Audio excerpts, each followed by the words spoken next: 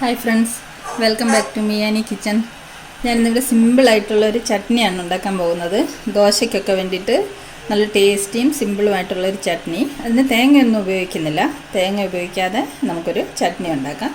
ഞാനൊരു ചീനിച്ചട്ടി അടുപ്പത്ത് വെച്ചിട്ടുണ്ട്. ചീനിച്ചട്ടി ചൂടായി നമുക്കൊരു ഒരു സ്പൂണോളം എണ്ണ ഒഴിച്ചു കൊടുക്കാം.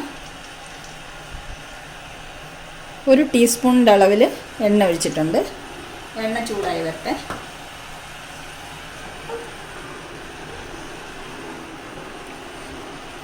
എണ്ണ ചൂടായി നമുക്കിതിലേക്കൊരു ഹാഫ് സവാള ചെറിയ സ്ലൈസായി അരിഞ്ഞത് ഇട്ട് കൊടുക്കാം.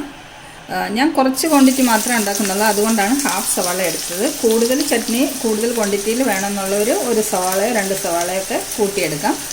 ഇതിലേക്ക് ഒരല്ലി വെളുത്തുള്ളിയും കൂടെ ഇട്ട് കൊടുക്കാം.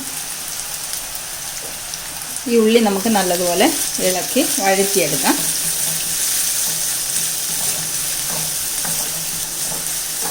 ഉള്ളിയുടെ പച്ച മണമൊക്കെ ഒന്ന് മാറി വരട്ടെ.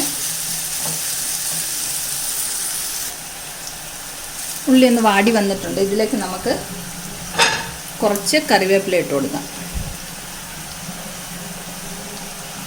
ഒരു 3 പച്ചമുളക് ഇടുന്നുണ്ട്. ഇത് ചെറിയ പച്ചമുളക് ആയതുകൊണ്ട് ഒരു 3 എണ്ണം ഇടുന്നുണ്ട്. മുളകൊക്കെ നമുക്ക് എരിവിന് ആവശ്യത്തിനനുസരിച്ച് കൂട്ടിയും കുറച്ചൊക്കെ ഇടാം. അപ്പോൾ ഇതൊന്ന് വാട്ടിയെടുക്കാം.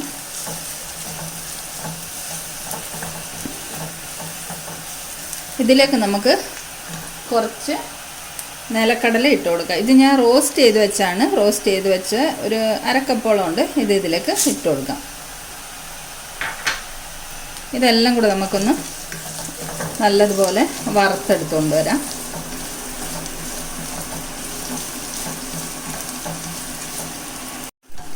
നമ്മുടെ ഉള്ളിയും നിലക്കടലയും പച്ചമുളകും ഒക്കെ നല്ലതുപോലെ വഴറ്റിയെടുത്തിട്ടുണ്ട്. ഇനി നമുക്ക് ഫ്ലെയിം ഓഫ് ചെയ്യാം. ഇത് തണുത്തതിന് ശേഷം നമുക്ക് മിക്സിയുടെ ജാറിലേക്കിട്ട് അരച്ചു കൊണ്ടുവരാം. അപ്പോൾ ഇതിവിടെ നിന്ന് തണുക്കട്ടെ. അപ്പോൾ നമ്മൾ ചട്നി അരയ്ക്കാൻ വേണ്ടി വറുത്ത് വെച്ചിരുന്ന സാധനങ്ങളൊക്കെ തണുത്തിട്ടുണ്ട്. ഇതൊരു മിക്സിയുടെ ജാറിലേക്ക് ഇട്ടിട്ടുണ്ട്.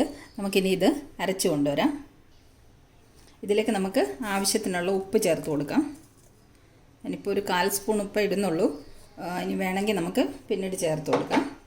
പിന്നീട് ഒരു ചെറിയ കഷ്ണം പുളി ഇതും കൂടി ഇട്ടിട്ട് നമുക്കിത് നല്ലതുപോലെ അരച്ചു കൊണ്ടുവരാം. ഇതാ നമ്മൾ ആവശ്യത്തിന് വെള്ളമൊക്കെ ഒഴിച്ചിട്ട് ചട്നി അരച്ചു കൊണ്ടുവന്നിട്ടുണ്ട്. ഒരുപാട് പേസ്റ്റ് പോലെ അരയണ്ട, ചെറുതായിട്ടൊരു തരി വേണം. അപ്പോൾ ഇനി ഇത് നമുക്ക് ഒരു ബൗളിലേക്ക് മാറ്റാം. എന്നിട്ട് ഇതിന് കടുക് വറുത്ത് താളിക്കണം. അപ്പോൾ നമുക്കിനി ചട്നിക്ക് കടുക് വറുത്ത് ചേർക്കാം. അപ്പോൾ ഒരു ചീനിച്ചട്ടി, ഉള്ളിയൊക്കെ വഴറ്റിയെടുത്ത് അതേ ചീനിച്ചട്ടി തന്നെ കുറച്ചും കൂടെ എണ്ണ ഒഴിച്ചിട്ടുണ്ട്. എണ്ണ ചൂടായി നമുക്ക് കുറച്ച് കടുക് ഇട്ട് കൊടുക്കാം. കടുക് പൊട്ടട്ടെ.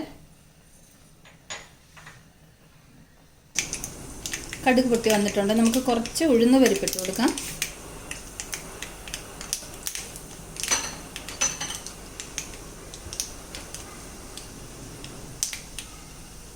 ഉഴുന്ന് പരിപ്പൊന്ന് മൂത്ത് വരട്ടെ. നമുക്കിനി ഇതിലേക്ക് ഒരു ഉണക്കമുളക് കഷ്ണങ്ങളാക്കി ഇതിട്ട് കൊടുക്കാം. കുറച്ച് കറിവേപ്പില.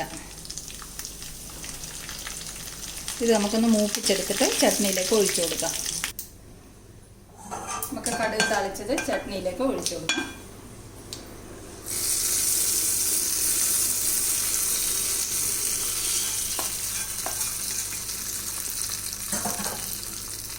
നമ്മുടെ അടിപൊളി ചട്നി ഇവിടെ തയ്യാറായിട്ടുണ്ട്. തേങ്ങയൊന്നും ചേർക്കാതെ പെട്ടെന്ന് തയ്യാറാക്കാൻ പറ്റുന്ന ടേസ്റ്റി ആയിട്ടുള്ള ദോശയുടെ കൂടെ ഇഡലിയുടെ കൂടെയൊക്കെ കഴിക്കാൻ പറ്റുന്ന ഒരു ചട്നിയാണിത്. ഞാൻ ഓൾറെഡി ദോശ തയ്യാറാക്കി വെച്ചിട്ടുണ്ടായിരുന്നു. അപ്പം ഈ ചട്നിയുടെ റെസിപ്പി ഇഷ്ടമായെങ്കിൽ എല്ലാവരും ഇതുപോലൊന്ന് ചട്നി തയ്യാറാക്കി നോക്കണം. ദോശയുടെ കൂടെ ഇഡ്ഡലിയുടെ കൂടെ ഒക്കെ കഴിക്കാനൊരു അടിപൊളി ചട്നിയാണിത്. അപ്പോൾ വീഡിയോ ഇഷ്ടമായെങ്കിൽ എല്ലാവരും വീഡിയോ ഒന്ന് ലൈക്ക് ചെയ്യാനും ഷെയർ ചെയ്യാനും സബ്സ്ക്രൈബ് ചെയ്യാനും മറക്കല്ലേ. അപ്പം വീണ്ടും സിമ്പിൾ റെസിപ്പീസുമായിട്ട് നമുക്ക് മിയാനി കിച്ചണിൽ കണ്ടുമുട്ടാം. Thanks a lot for watching the video. By.